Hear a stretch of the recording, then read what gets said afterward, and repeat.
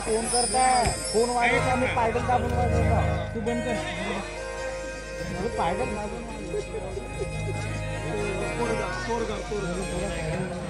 इकडे लक्ष ठेव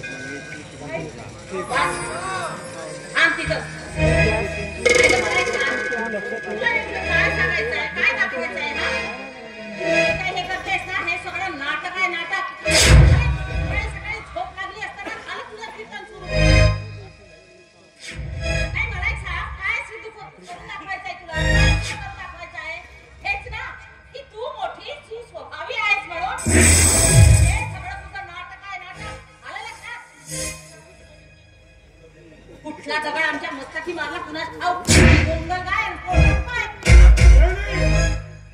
अरे काय म्हणते का तुला पदोपदी सुनबाईचा अपमान करू तुम्ही गप्प बसा हो तुम्हाला सांगते तुम्ही अजिबात बोलायचं नाही अरे तुम्ही या सगळीचेच गुणगान गाणार आहात माहितीये ना पण हिच्यातले दुर्गुण तुम्हाला लोकांना कधी अजिबात दिसणार नाही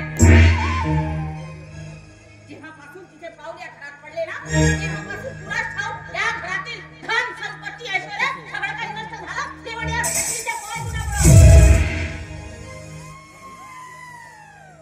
काय मला सांग पुरण काळाची संपत्ती किती दिवस पुरणार आहे आपल्याला त्यात तर आपण सगळे बसून खाणारेच देगा हरी वर्गावरी म्हटल्याने काही पैसा येणार नाही आपल्याकडे आणि शिवाय मी एज्युकेट आहे आणि ठरवलं मी जॉब करायचं अरे वा मला वाटलं बायकोच्या माग माग गोंडा फोडणारा बायकोचा बैल गप्प बसलाच कसा आई माझ्या समोर उंच आवाज करून बोलायचं नाही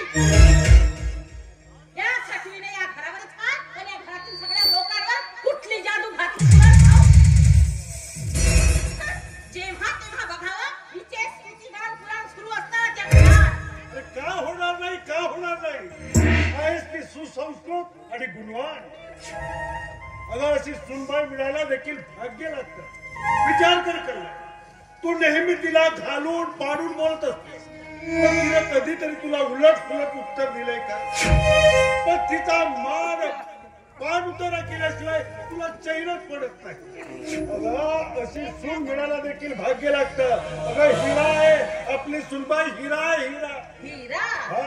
मग मला एक सांगा हो लग्न हो 3 वर्ष झाली हिच्या लग्न झाली ना 3 वर्ष मग या हिऱ्याची कूस आजपर्यंत का उगावी नाही अरे म्हणजे ज्या स्त्रीमध्ये स्त्रीपणा नाही मातृत्व लाभण्याचे लक्षण नाही ती कसली आली हिरा कोणत्या युगामध्ये वावरतेस तू अगं सायन्स कुठे चाललाय काय काय बोलते काय समजत नाही अगं कुठे सायन्स चाललाय आणि आजकाल काहीच अशक्य राहिलेलं नाही सगळ्यावरतीच उपचार निघाले आणि कालही आम्ही तसे डॉक्टरांकडे गेलोच होतो आणि त्यांची रिपोर्ट आपल्या हातामध्ये चांगली असणार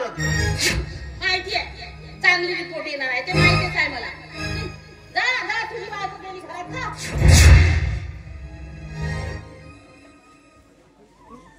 कल्याणी तू वाक्य ते बोलू नको अरे काय मिळतं का तुला वेळोवेळी सुनबाईचा असं पान उतारा करू काय मिळतं तुला काय मिळतं समाधान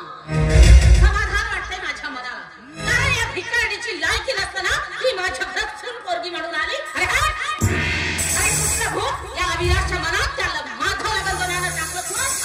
आणि अनाथ आश्रम चालवणेवाली ती सांभाळणेवाली ती अनाथ मुलगी आहे म्हणून तिनं त्या अविनाशला दाखवलं आणि कुठलं प्रेम कुठलं भूत त्याच्या डोक्यात घुसलं कुणाच आणि आली ही अवदसा माझ्या घरात विचार करून करून डोकं अगदी भिन्न होऊन जातं पण अरे हो मी काय म्हणते जाऊ दे हे सगळं